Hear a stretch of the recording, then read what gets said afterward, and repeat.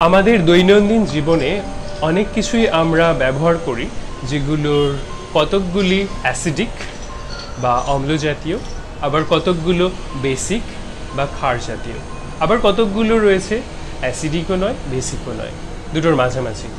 তো আমরা এগুলোকে কিভাবে চিনব? পরীক্ষাগারে যেটা করা হয়, অ্যাসিড বেস ইন্ডিকেটর যেমন লিটমাস পেপার, এর সাহায্য নেওয়া হয়, এগুলো থেকে বোঝা যায়। কিন্তু অনেক পদার্থ রয়েছে, অনেক কিছু জিনিস রয়েছে যেগুলো আমরা রান্নাঘরে ব্যবহার করে থাকি, যেমন বিট অথবা বেগুনি, বাঁধাকপি। তো এই সমস্ত ভেজিটেবলের মধ্যে, শাকসবজির মধ্যে কিছু রাসায়নিক থাকে যেগুলো ন্যাচারাল অ্যাসিড বেস ইন্ডিকেটর। এগুলোর রং অ্যাসিডিক এবং বেসিক সলিউশনে আলাদা আলাদা রকমের হয়। তো আজকের ভিডিওতে আমরা সেটাই দেখব, পার্পল ক্যাবেজ, বেগুনি বাঁধাকপি দিয়ে কিভাবে অ্যাসিড এবং বেস শনাক্ত করা যায়, এটা আমরা এই ভিডিওয়ে দেখব। তো বাজার থেকে কিছু বেগুনি বাঁধাকপি কিনে নেওয়া যাক। এই হলো আমাদের বেগুনি বাঁধাকপি। এটা থেকে আমরা তৈরি করব ন্যাচারাল অ্যাসিড বেস ইন্ডিকেটর। এটা আমাদের দেশে সবুজ বাঁধাকপির মতো এত প্রচলন নেই, কিন্তু বিদেশে এটা বেশ চলে, স্যালাড বানিয়ে লোকে খায়। তো এই বাঁধাকপির রং কী করে এরকম হলো? এর মধ্যে যে কেমিক্যালটা রয়েছে যেটার জন্য এই রং এরকম পার্পল, সেটার নাম অ্যান্থোসায়ানিন। তো এই অ্যান্থোসায়ানিন আমরা কী করে বার করব? প্রথমে এটাকে আমরা ছোট ছোট করে কেটে নেব, তারপর আমরা জলে ফুটিয়ে নেব। তাহলেই কিন্তু অ্যান্থোসায়ানিন জলের সঙ্গে মিশে যাবে।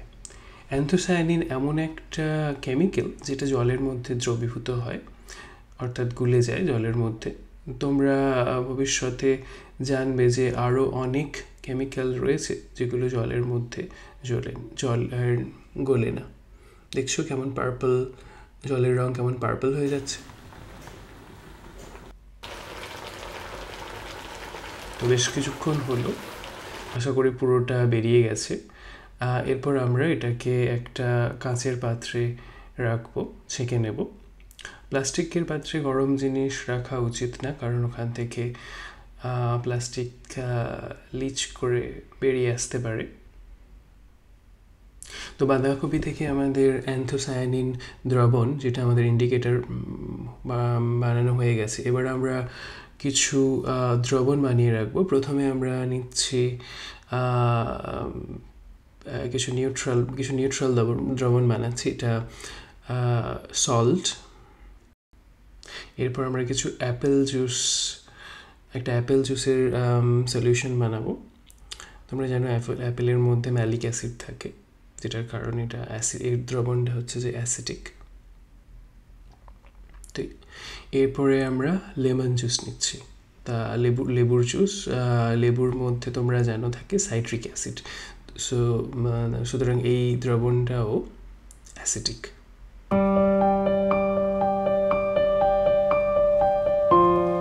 Lemon juice.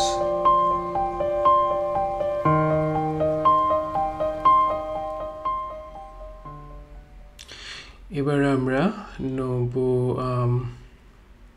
কিছু ডিটারজেন্ট। আমরা কাপড় কাচার জন্য যে ডিটারজেন্ট ব্যবহার করি, গুঁড়ো ডিটারজেন্ট, সেটা নিচ্ছি। ডিটারজেন্টের দ্রবণ ক্ষারীয়, অর্থাৎ বেসিক হওয়ার কথা। দেখা যাক কীরকম হয়, আমরা কি সিদ্ধান্তে পৌঁছই অ্যাসিড বেস ইন্ডিকেটর দিয়ে।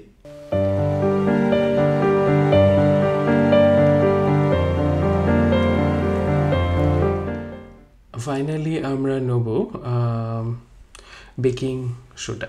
তোমরা জানো বেকিং সোডার কেমিক্যাল ফর্মুলা হচ্ছে যে সোডিয়াম বাইকার্বনেট। এর দ্রবণও বেসিক হওয়ার কথা। তো আমরা দেখব, টেস্ট করে নেব যে এটার দ্রবণ অ্যাসিড, বেস না নিউট্রাল।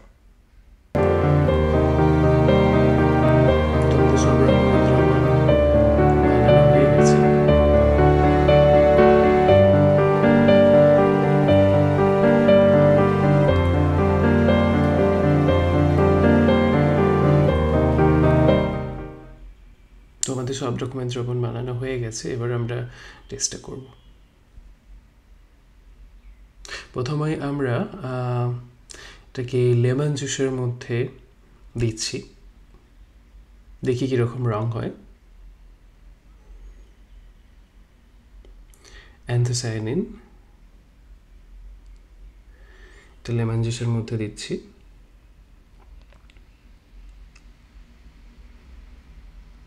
ওয়াও, দেখছো কীরকম পিঙ্ক রং হচ্ছে, গোলাপি রং হচ্ছে। তো কেন এই ধরনের রং হচ্ছে? অ্যাসিডের মধ্যে, যে কোনো অ্যাসিডের মধ্যে হাইড্রোজেন আয়ন বেশি পরিমাণে থাকে। তো অ্যান্থোসায়ানিন সেই হাইড্রোজেন আয়ন অ্যান্থোসায়ানিনকে প্রোটোনেটেড করে দিচ্ছে, তাই আমরা এই ধরনের রং দেখতে পাচ্ছি, পিঙ্ক। কি সুন্দর না? এবার দেখা যাক চিনির মধ্যে অ্যান্থোসায়ানিন কীরকম রং হয়। কিছুটা দিয়েছি, রঙে সেরকম পরিবর্তন হচ্ছে না, পার্পল থেকে যাচ্ছে। একটু বেশি করে দিলাম। তো নিউট্রাল দ্রবণে তার মানে অ্যান্থোসায়ানিনের রং পরিবর্তন হয় না, পার্পলই থাকে, বেগুনিই থাকে। Neutral solution.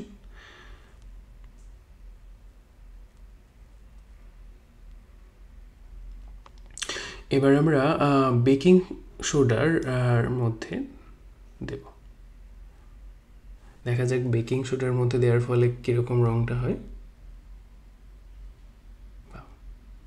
দেখছো একটা ব্লুইশ, একটা গ্রিন কালার আসছে।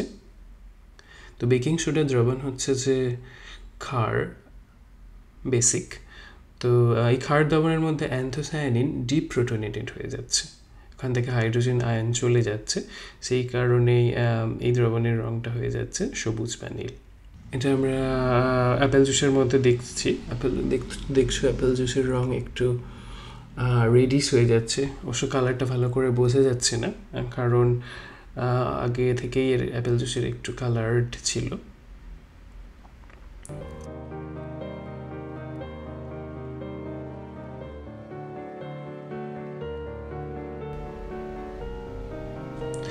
সল্টের মধ্যে প্রয়োগ করছি এই দ্রবণ। দেখতে পাচ্ছ যে কালারটা পার্পল থেকে যাচ্ছে, তো এটা hallmark of neutral solution.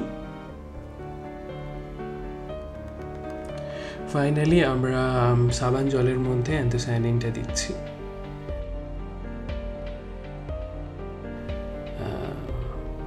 Wow, দেখছো কিরকম গ্রিন হয়ে যাচ্ছে কালারটা, ব্রিলিয়েন্ট একটা সবুজ রং হয়েছে। তো এর মধ্যে প্রোটোনেটেড হয়ে যাচ্ছে। তো এই হলো আমাদের বাঁধাকপি দিয়ে অ্যাসিড বেস পরীক্ষা। তোমরা এটা বিটরুট দিয়েও করতে পারো। আশা করি ভালো লেগেছে। তোমাদের অভিজ্ঞতা আমায় জানিও, আর তোমরা ভালো লাগলে, তোমরা কিছু শিখতে পারলে আরও অন্য ছাত্রদের সাথে শেয়ার করো। সবাই ভালো থেকো, পরে আবার দেখা হবে। Bye bye.